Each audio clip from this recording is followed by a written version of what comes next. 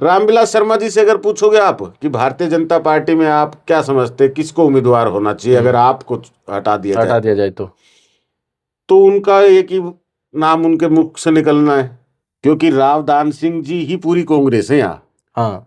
अगर आज उनसे पूछो कि आपका कहीं कोई संगठन है, हम्म। तो कोई दूसरा व्यक्ति नहीं है। रावदान सिंह जी इज ओनली कांग्रेस, सीधे सीधे अकेले वही कांग्रेस है। हम्म।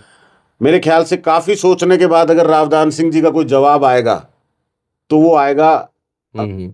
रामविलास शर्मा जी ही भारतीय जनता पार्टी है, दूसरे किसी व्यक्ति का कोई लेना देना दोनों नहीं। बड़े जो हमारे ऊपर ये अभिशाप बन के 45 साल की राजनीति बैठी हुई है, दो नेता बारी बारी से चुनाव में चुन के आने के बावजूद भी जो काम नहीं करते, अगर इनको नहीं बदलते हैं, पार्टी पे तो बहुत बाद में जाएंगे हम। इस वक्त सबसे बड़ी जरूरत है जो 45 साल से दो व्यक्तियों के बीच में जो फ्रेंडली मैच है, इसको तोड़ना है।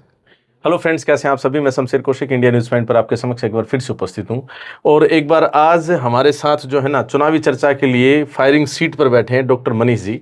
डॉक्टर मनीष यादव जो आम आदमी पार्टी से हैं और काफ़ी सक्रिय हैं फिलहाल महेंद्रगढ़ विधानसभा क्षेत्र के अंदर। इनसे बातचीत करेंगे, आप बने रहिए हमारे साथ इंडिया न्यूज़ पॉइंट पर। डॉक्टर साहब, आपका स्वागत है इंडिया न्यूज़ पॉइंट पर। बहुत बहुत और इंडिया न्यूज़ पॉइंट के इस स्टूडियो और इस फायरिंग सीट पर बहुत बहुत शुक्रिया जी। सभी दर्शकों को मेरा नमस्कार। तो कुछ सीधे सीधे सवाल आपसे और आपकी राजनीति से रिलेटेड रहेंगे, बाकी पूरे महेंद्रगढ़ की राजनीति पर चर्चा भी करेंगे। पर मैं 2 दिन पहले ही कोई वीडियो देख रहा था, वो गांव देवास की थी।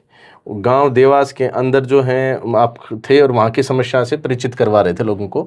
विशेष बात ये है कि ये रामविलास शर्मा जी जो पूर्व शिक्षा मंत्री हैं, उनका ससुराल पक्ष भी आता है। तो क्या आपने वो जानबूझकर ढूंढा है या फिर लोग समस्या जो है वो आपके पास लेकर आए? देखिए, हमारे क्षेत्र में रामनिवास पाटोदा जी हैं जी। रामनिवास पाटोदा जी समय समय पे क्षेत्र की समस्याओं पे ज्ञापन देना, सक्रियता से अपनी भूमिका जो है यहाँ पे सरकारी अव्यवस्थाओं के खिलाफ निभाते हैं। ठीक है जी। तो रामनिवास पाटोदा जी से हमारा अच्छा परिचय, मिलना है जुलना है, और अनुभव उनका यहाँ बहुत लंबा है, तो गाइडेंस भी लेते हैं। तो उनसे बैठकर बस बातचीत हो रही थी और उन्होंने एक बताया कि डॉक्टर साहब एक समस्या आपको बताता हूँ। तो उन्होंने बताया कि देवास गांव में एक ऐसी बीपीएल कॉलोनी है जहां पे 24 साल से लाइट नहीं है। अच्छा, 24 साल से लाइट ही नहीं है? मतलब जब से, मतलब उनको 1999 में प्लॉट आवंटित किए गए और लगभग 2000 में उन लोगों ने अपने प्लॉटों पे मकान बना के रहना शुरू किया। ठीक है। फिर उसके बाद और परिवार आ गए 2003 में। तो इस तरह से उस कॉलोनी में काफ़ी लोग रहते हैं। कुछ लोग अभी उन प्लॉटों पे जाके अपना मकान नहीं बना पा रहे क्योंकि वहाँ ये बिजली की व्यवस्था नहीं है। तो 24 साल से बिजली ना होना, मतलब मेरे लिए वो बड़े ताजुब की बात थी।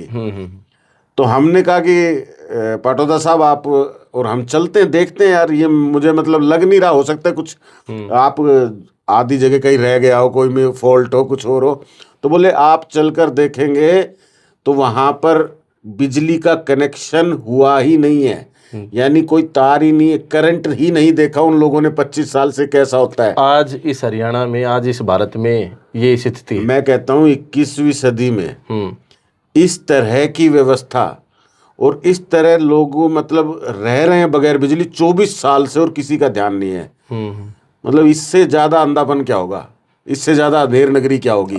तो ये तो जब मैं वहां गया और हमने देखा और हम लोगों से मिले, तो फिर तकलीफ होती है इस तरह से जब लोगों को ऐसे माहौल में देखते हैं कि लोग कैसे अपने बच्चों का पालन पोषण कर रहे हैं, कैसे अपनी रोजमर्रा की जिंदगी जी रहे हैं, कैसे वो लोग बगैर बिजली के अब तक इतना, ये समझ लीजिए कि एक बच्चे ने जन्म लिया और उसकी शादी हो गई लेकिन उसने बिजली नहीं देखी।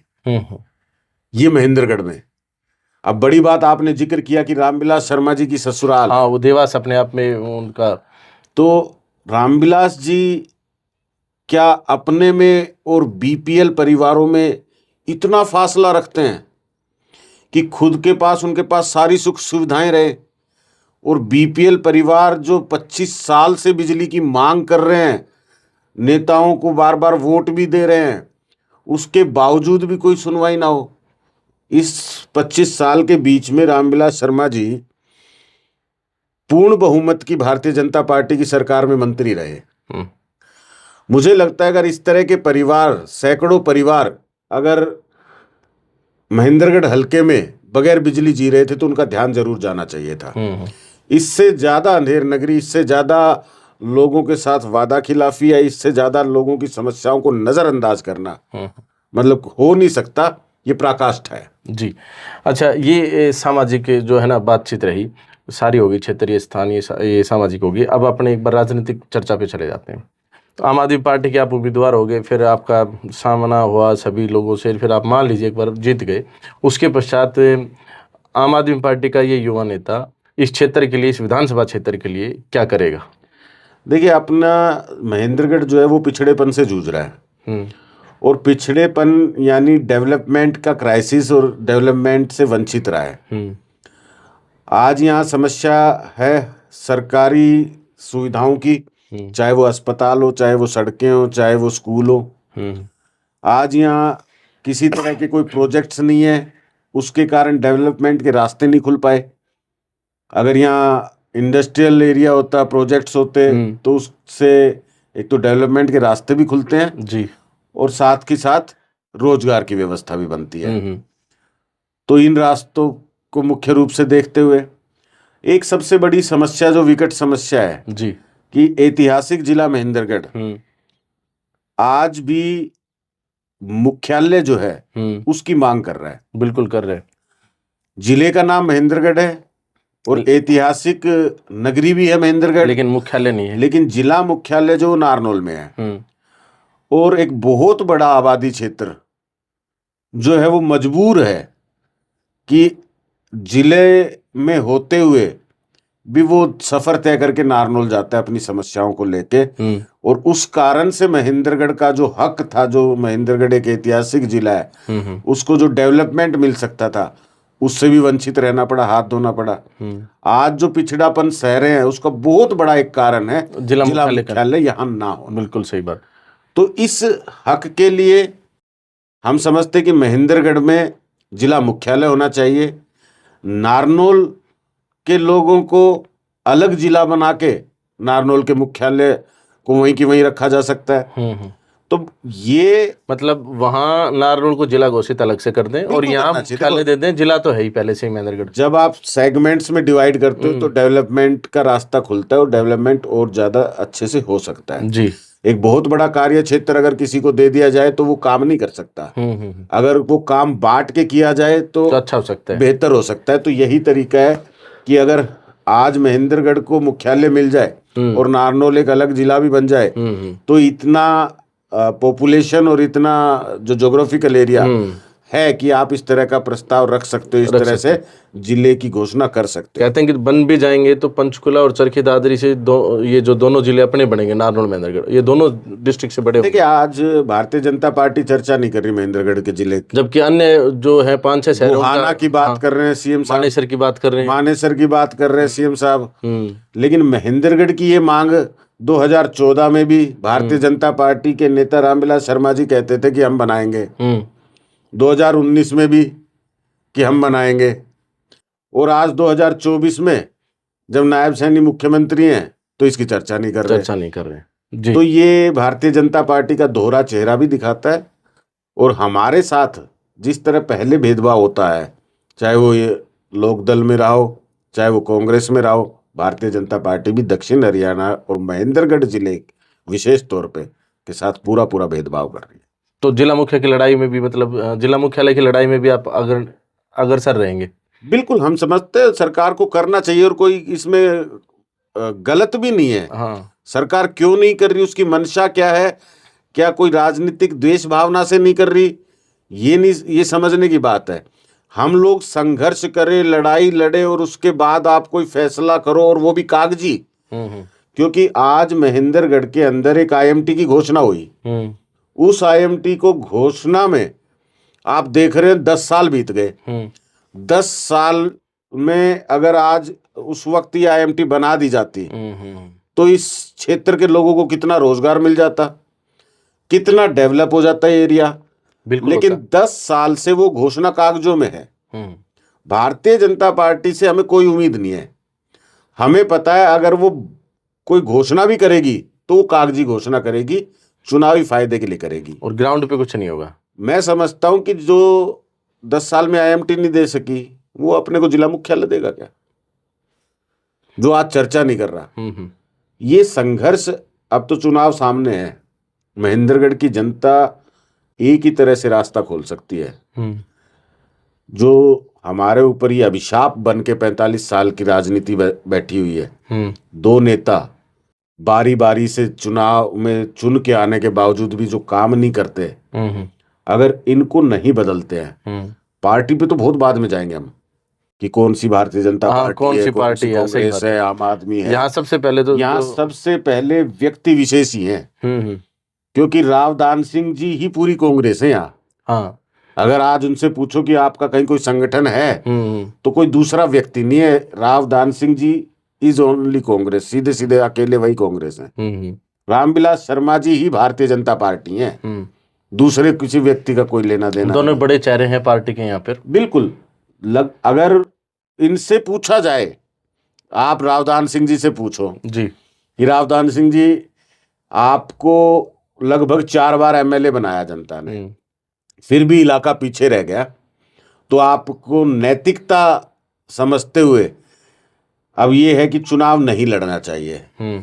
और किसी एक व्यक्ति को 2,08,000 वोट संख्या है महेंद्रगढ़ की, महेंद्रगढ़ के विधानसभा क्षेत्र से कोई एक व्यक्ति आप बताओ जिसको आप समझते हो कि भाई ये डिजर्विंग कैंडिडेट है, इसको आप चुनाव लड़ा दो। मेरे ख्याल से काफी सोचने के बाद अगर रावदान सिंह जी का कोई जवाब आएगा तो वो आएगा अक्षत को लड़ा दो। अक्षत यानी उनका बेटा। ठीक है, मतलब उनको वो दिखेगा यानी अपने परिवार के बाहर तो नजर जा ही नहीं सकती, और अपने परिवार के अंदर भी अपने सुपुत्र से नहीं जा सकती। अगर मैं कहता हूं कि हम एक ऑफर भी दे दें उनको कि चलो कोई बात नहीं, आप प्रहलादगढ़ से चल के आए, आपने यहाँ मेहनत की, लोगों से वोट मांगे, लोगों ने वोट दे दिए, MLA बनने के बाद आप गुड़गांव चले गए, गुड़गांव रहने लगे जी, वहां आपसे लोग मिलने आते हैं, वहां लोग आपसे समस्या पूछने आते हैं, बताने आते हैं। बिल्कुल। हमें जितनी परेशानियां हुई उसके बावजूद भी समस्याओं का हल नहीं हुआ, इलाके का विकास नहीं हुआ। आप चाहते हो कि आपके परिवार से ही चुनाव लड़े भाई, बाहर का कोई व्यक्ति नहीं, केवल और केवल मेरे परिवार में से। तो एक काम कर सकते हैं भाई, एक मौका आप अपने बड़े भाई राम कुमार जी को दे दीजिए। सही बात है भाई, एटलीस्ट राम कुमार जी महेंद्रगढ़ में तो रहते हैं, सुबह शाम लोगों के सुख दुख में तो शामिल होते हैं। तो हम ये कहते हैं भाई, कांग्रेस पार्टी की टिकट आप कहीं नहीं भेजना चाहते परिवार से बाहर, तो बड़े भाई को दे दीजिए। कम से कम लोगों के लिए इतनी तो आसानी हो जाएगी कि हाँ यहीं की यहीं मिल लिया जाए, किराए की मार तो नहीं लगेगी। रामविलास शर्मा जी से अगर पूछोगे आप कि भारतीय जनता पार्टी में आप क्या समझते हैं किसको उम्मीदवार होना चाहिए अगर आपको हटा दिया जाए तो उनका एक ही नाम उनके मुख से निकलना है कि ऐसे में तो मुझे लगता है गौतम ही सबसे सक्षम रहेंगे। अच्छा, तो वो अपने सुपुत्र की पैरवी कर सकते हैं, तीसरे व्यक्ति का नाम नहीं ले सकते। तो यहां पार्टी का कोई लेना देना ही नहीं है। हमने पार्टियां तो देखी नहीं, हम तो व्यक्तियों में उलझ कर रह गए। तो इस वक्त सबसे बड़ी जरूरत है, जो 45 साल से 2 व्यक्तियों के बीच में जो फ्रेंडली मैच है, इसको तोड़ना है। एक नए व्यक्ति का चुनाव होना चाहिए। हमारी सबसे बड़ी बाधा जो है महेंद्रगढ़ में, जो विकास के रास्तों में, जो सरकारी व्यवस्थाओं के रास्ते में खड़ी है, वो ये 2 व्यक्तियों का नेतृत्व है। चलिए, बहुत बहुत धन्यवाद, आपने इतना डिस्कशन आज हमारे साथ किया। और आपको क्या लगता है कि जो 45 साल की जो राजनीति हो रही है उसको तोड़ना है, जैसा कि अभी डॉक्टर मनीष यादव जी ने कहा कि फ्रेंडली मैच जो है ये जनता को तोड़ना है। बाकी इस चर्चा में आज हमारे साथ डॉक्टर मनीष जी थे, काफ़ी सक्रिय हैं आज की डेट में आम आदमी पार्टी की ओर से, और काफ़ी सामाजिक कार्यों में भी हैं, और चुनावी जनसभा भी आजकल तो करते नज़र आते हैं। तो डॉक्टर मनीष यादव जी के बारे में आप क्या कहेंगे, ये अपनी कमेंट बॉक्स में राय अवश्य दें।